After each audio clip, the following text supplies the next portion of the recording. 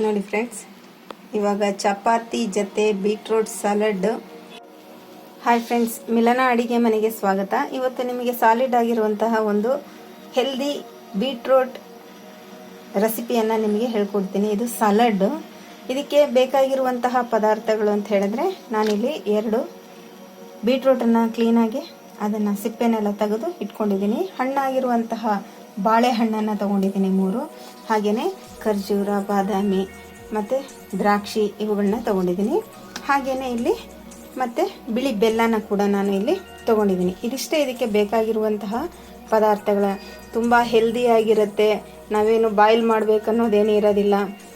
ಆರಾಮಾಗಿ ಮಕ್ಕಳು ಕೂಡ ತುಂಬ ಇಷ್ಟಪಟ್ಟು ತಿಂತಾರೆ. ಬಟ್ ಇಲ್ಲಿ ಏನು ಅಂತ ಹೇಳಿದ್ರೆ, ಇಲ್ಲಿ ಡಯಾಬಿಟಿಸ್ ಇರುವಂತಹ ಪೇಷಂಟ್ಗಳು ಹೆಚ್ಚಾಗಿ ಇದನ್ನು ಅವಾಯ್ಡ್ ಮಾಡಬೇಕು. ಏನೋ ಟೇಸ್ಟ್ ಮಾಡಲಿಕ್ಕೆ ಅಂತ ಹೇಳಿ ಒಂದು ಸ್ವಲ್ಪ ರುಚಿಯನ್ನು ನೋಡ್ಬೋದು ಅಷ್ಟೇ. ಯಾಕೆಂದರೆ ಬೀಟ್ರೂಟು ಸಿಹಿ ಅಂಶ ಜಾಸ್ತಿ ಇದೆಯಲ್ವಾ, ಬಾಳೆಹಣ್ಣು ಹಾಗೆ ಬೆಲ್ಲ ಇವುಗಳನ್ನು. ಇದು ಮಕ್ಕಳಿಗೆ ಮಾತ್ರ ಒಂದು ಹೆಲ್ದಿಯಾಗಿರುವಂಥ ಫುಡ್ ಅಂತ ಹೇಳಲಿಕ್ಕೆ ಖುಷಿ ಅನಿಸುತ್ತೆ. ನೋಡಿ, ನಾನು ಇವಾಗ ಈ ಎಲ್ಲ 2 ಬೀಟ್ರೂಟ್ ಇದೆಯಲ್ಲ, ಅದನ್ನು ಕ್ಲೀನಾಗಿ ತುರ್ಕೊಂಡಿದ್ದೀನಿ. ಹಾಗೆಯೇ ಈ ಬಾಳೆಹಣ್ಣನ್ನು ಕೂಡ ನಾನೀಗ ಸಣ್ಣದಾಗಿ ಕಟ್ ಮಾಡಿ ಇಟ್ಕೊಂಡಿದ್ದೀನಿ. ಈಗ ಈ ಎಲ್ಲವನ್ನು ನಾವೀಗ ಇದರಲ್ಲಿ ಮಿಕ್ಸ್ ಮಾಡೋಣ. ಎಲ್ಲ ಸ್ವೀಟ್ ಅಂಶನೇ, ಮಕ್ಕಳಿಗೆ ಇಷ್ಟವಾಗಿರುವಂಥದ್ದೇ. ನೋಡಿ, ಈಗ ನಾನೀಗ ಕಟ್ ಮಾಡ್ಕೊಂಡಿದ್ದೀನಲ್ಲ, ಈ ಬಾಳೆಹಣ್ಣನ್ನೆಲ್ಲ ಹಾಕ್ಕೊಂಡು ಅದರಲ್ಲಿ ಮಿಕ್ಸ್ ಮಾಡ್ಕೊಳ್ಳೋಣ. ಎಲ್ಲ ಕೆಂಪಾಗುತ್ತೆ. ಸಾಮಾನ್ಯವಾಗಿ ಮಕ್ಕಳು ಬೀಟ್ರೂಟ್ ಪಲ್ಯ ಮಾಡಿದರೆ ತಿನ್ನಲಿಕ್ಕೆ ಇಷ್ಟಪಡೋದಿಲ್ಲ ಅಲ್ವಾ. ಹಾಗಾಗಿ ಏನೋ ಒಂದು ಹೊಸ ಥರ ಸಲಾಡನ್ನು ಮಾಡಿದರೆ ಅವರು ಖುಷಿಯಿಂದನೂ ತಿಂತಾರೆ. ಇದನ್ನು ನಾವು ಚಪಾತಿ ಜೊತೆನೂ ಕೂಡ ತಿನ್ಬೋದು, ಹಾಗೇನೂ ಕೂಡ ತಿನ್ಬೋದು. ತುಂಬಾ ಟೇಸ್ಟಿಯಾಗಿ ಇರುತ್ತೆ. ಒಂದು ಸಾರಿ ಟ್ರೈ ಮಾಡಿ ನೋಡಿ, ಮತ್ತೆ ಮಾಡಿಕೊಡ್ಬೇಕು ಅಂತ ನಿಮಗೂ ಕೂಡ ಅನಿಸುತ್ತೆ. ನಮ್ಮ ಮಿಲನ ಚಾನಲನ್ನು ಫಾಲೋ ಮಾಡ್ತಾಯಿರಿ, ಶೇರ್ ಮಾಡಿ, ಲೈಕ್ ಮಾಡಿ. ಏನೇ ಒಂದು ಕಮೆಂಟ್ಸ್ ಇದ್ರೂ ಕೂಡ ತಿಳಿಸಿದರೆ ತುಂಬ ಖುಷಿಯಾಗುತ್ತೆ. ನೋಡಿ, ಇವಾಗ ಬಾಳೆಹಣ್ಣೆಲ್ಲ ಮಿಕ್ಸ್ ಮಾಡಿದ್ದೀನಲ್ವ, ಇವಾಗ ನಾನು ಸ್ವಲ್ಪ ಬೆಲ್ಲವನ್ನು, ಬಿಳಿ ಬೆಲ್ಲ ತೊಗೊಂಡಿದ್ನಲ್ಲ, ಇದನ್ನು ಕೂಡ ನಾನೀಗ ಮಿಕ್ಸ್ ಮಾಡ್ತೀನಿ. ಸ್ವೀಟ್ ಇರುತ್ತೆ, ಸ್ವಲ್ಪ ಕಮ್ಮಿ ಮಿಕ್ಸ್ ಮಾಡ್ಕೊಳ್ಳಿ.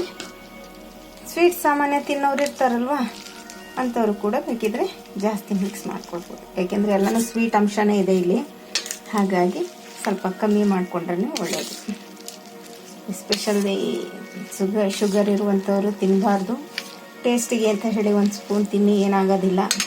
ಎಲ್ಲನೂ ತಿನ್ನಬೇಕಲ್ವ, ಯಾವುದನ್ನು ಬಿಟ್ಕೊಟ್ಟು ಹೋಗೋಂಗೆ ಇಲ್ಲ. ನೋಡಿ, ಎಲ್ಲ ಇವಾಗ ಚೆನ್ನಾಗಿ ಮಿಕ್ಸ್ ಆಗಿದೆ. ಇಷ್ಟೇ, ಇದು ಸಿಂಪಲ್ ಆಗಿದೆ. ಖುಷಿಯಿಂದ ಹಸಿಯಾಗಿರೋದ್ರಿಂದ ಹೆಲ್ದಿನೂ ಕೂಡ ಆಗಿರುತ್ತೆ.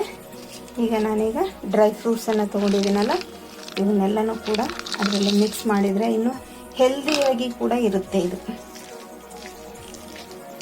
ಈ ಒಂದು ಬೀಟ್ರೂಟ್ ಸಲಾಡ್.